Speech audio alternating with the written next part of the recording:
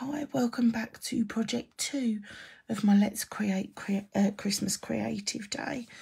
So this is our next project. It's another 10-fold card. So this, you could have this. I chose to stick mine down here, but you could have this so that it would just pop behind. I preferred it to be like this. I need to find my banner actually. I didn't find that. Okay. So from your kits, you're going to need your garden green card. So that's this colour. You're going to have, so you've just cut one of these already in the last project. You're going to need the banner. You're going to need a stitched circle, which I may not have. I have got it. I've seen it. I just don't know where I've put it. Bear with me. I bet I've probably got it already here. No, you need your gold thread. So there's a few pieces of this. You only need one of them. This DSP. I've got all of these pieces left from the last one. I'll keep them to use in other cards. So I've just made a bit of a mess. Here we go. I found it. Sorry, ladies and gents. There we go. We're also going to need both of the candy cane stamps so that we get them in opposite directions. And the Christmas cheer stamp. And we need both real red and garden green. What's the word? Ink pads. Blimey. My week doesn't bode well at this point, does it? I have to use the big one for that because I forgot to bring over the others. So let's move that to one side for a minute and we'll show you how we do this. Let's bring in the trimmer. Where did I put that?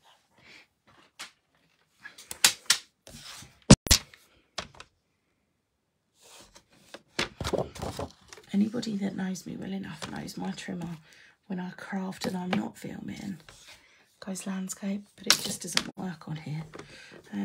So I feel a bit out of my depth. Right, so we're going to score this at 14.1. So remember, your score blade is the light grey one. And then we're going to turn portrait and cut at 10.5. Okay. Put that one away for later. So we've already, throwing it around, we've got that piece for there. We're going to need another piece for the middle. So I'll trim this down to 14.4. And then we'll keep this up here for some stamping. Turn it to 10. Again, all of these can be used for really small sentiments later. What else do I want? DSP, that's normally quite an important part, isn't it? So if you cut this to 10 centimetres, and then I need you to turn it and cut two pieces at 7.5 centimetres. So you are literally chopping a slither off the end. Okay, and then for the edge, you literally score. So remember, please, because this is DSP, you don't want to score it really hard. Otherwise, you're going to find that you'll just tear your paper. So score both pieces at 2.5. I'm doubting myself. I don't know if I want to do 2 or 2.5.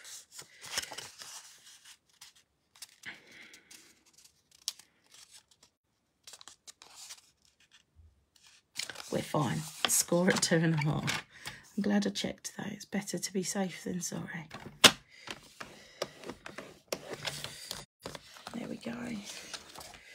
So we can get the basis of the card together. So burnish this score line at 2.5 centimetres. Now. And then what you want to do is with your 2.5 centimetres towards you, is to bring each of the corners into the centre and burnish. Oh, she says.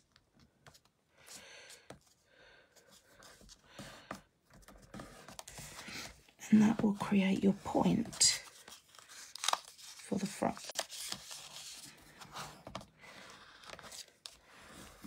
Okay, and then you can glue these tabs down.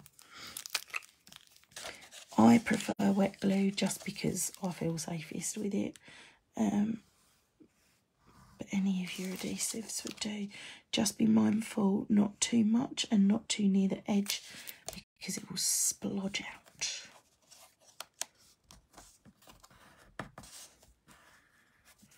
There we go. And that's exactly the same on the other.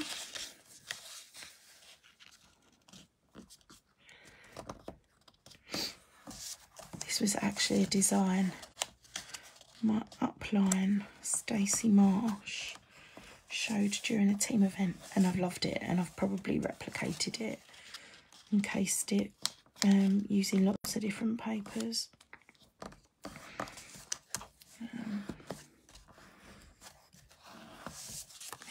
Okay, and then just because I think I've overshot it somewhere, just that's it. Now I know it's all crisp, and I can go back and put adhesive on here.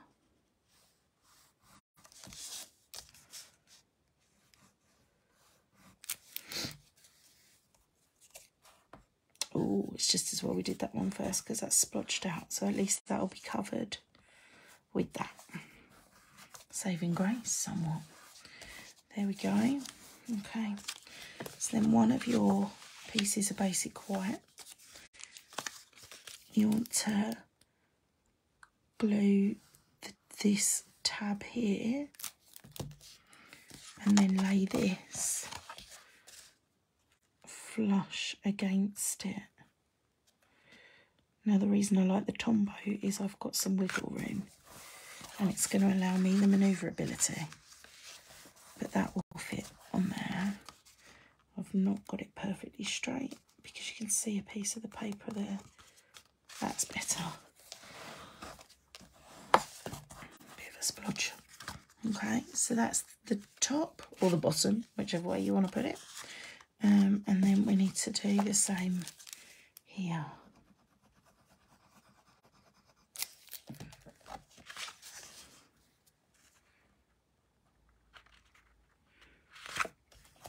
I have used this stamp set for so many, and I couldn't decide which cards to put in the kit in the end.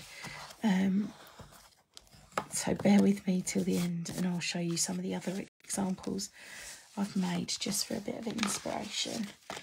I think it's always handy to have some inspiration for cards. So you can now glue this bit down.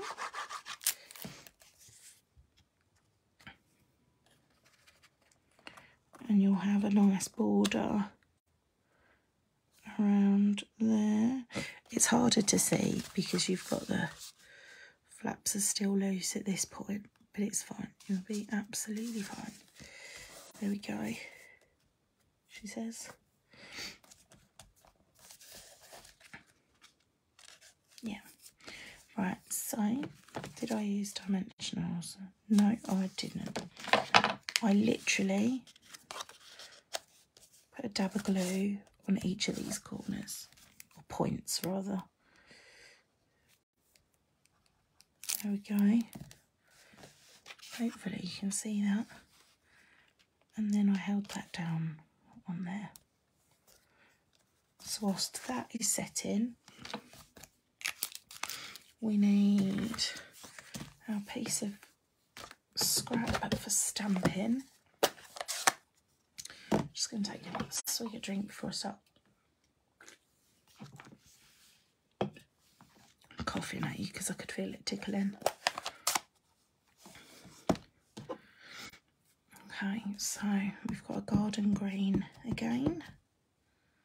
Make sure it's nicely inked up.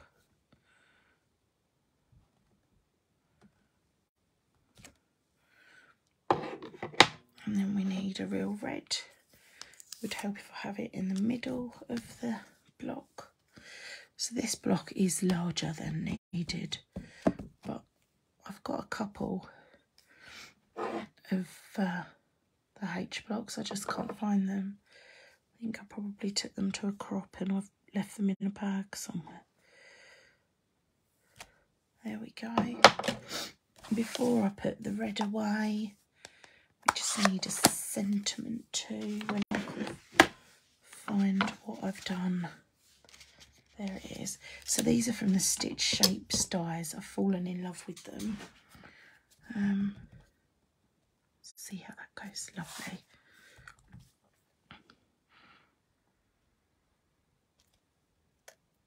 There we go. Do be mindful when using the red rubber. You can't always see when you're over stamping or you've over inked. So sometimes it is always helpful just to have a little practice stamp. Don't have to, of course, but it just might help. There we go. I can get another candy cane out of that at some point.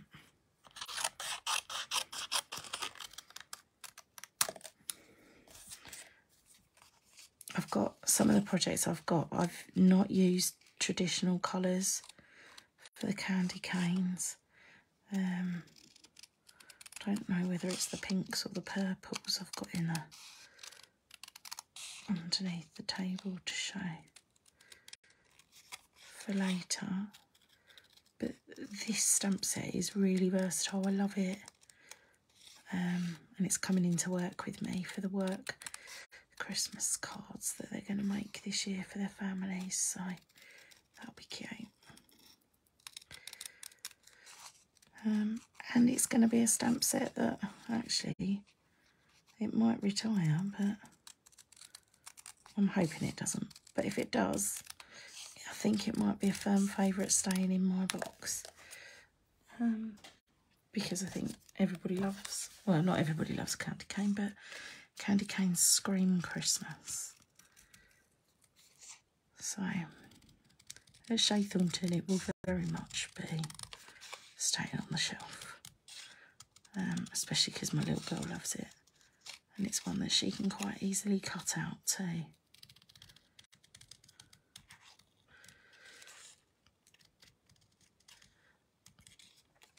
So I only had 3 people for my in-person event. I think money's been a bit tighter this year. Which is why I tried to make sure everybody had a stamp set as well included, so that you could go on and make lots more projects from your kits. So actually, despite the world opening up, this has still proved to be the go-to. So what I then did was overlapped these slightly, and you can do these as much or as little as you want, but I kind of like it like that. And then because they're going to be hanging off, you don't want glue on all of your candy cane. So if you start just by doing a dob in the middle, a dob, it's a technical term, and then you can play with it from there. And then so I'm going to put a little blob on there as well, just so it doesn't stick out, because it will have a tendency to, I'm sure. There we go. And then this will go, I forgot my twine. So what I've done is I've put a few pieces of this in the kits, and you can literally just fold it about the back, do what you want with it really, just so that it sticks out either end on here. I've got a piece of tear tape that I was sticking mine down with, just because I could. Oh, she says that it's tear tape and then can't tear it, so that's always promising.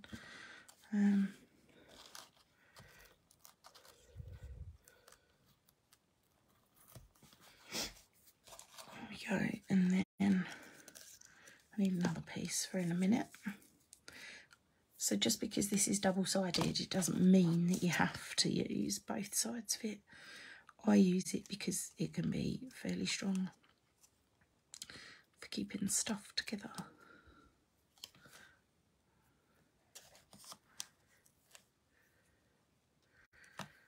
Oh, sorry, I think I've gone off the screen. I will show you in just a second. It was a case of before my fingers did what I didn't want them to do. There we go. So it's a real mess on the back there. But look, ta-da! And as much as that little bit keeps poking up, I will put a dimension there so that it won't, when it goes on.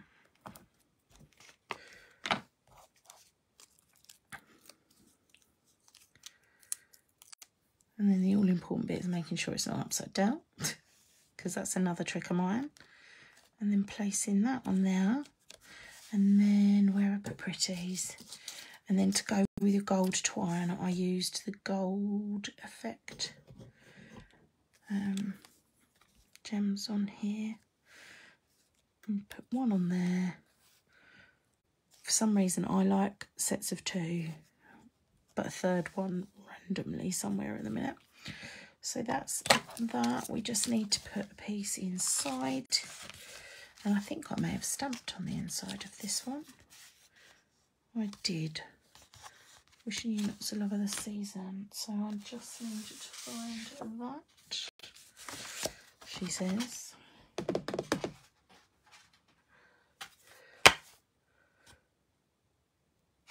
That one. There's not many stamps I think I missed when playing with this. Where did we stamp it? Down there. In red, just to tie it all in. So you could stick this in. I'm a bit of a wimp when it comes to stamping, and I want to make sure that if I've got it wrong, I can redo it. But I'll take that.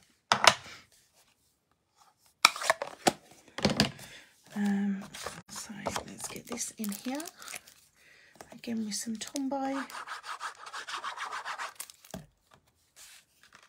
And then just to finish it off, I've noticed, which I hadn't made note of when we were starting the card, was that I'd used a piece of this inside.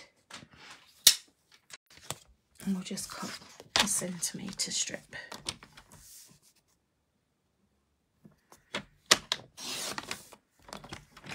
Down there.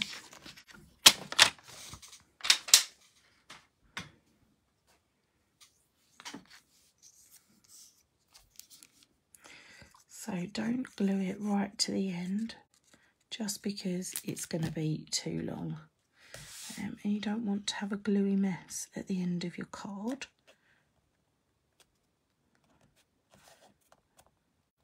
Try and make it straight and not like pellets.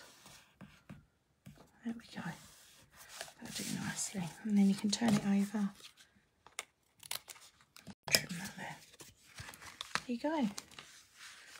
Project 2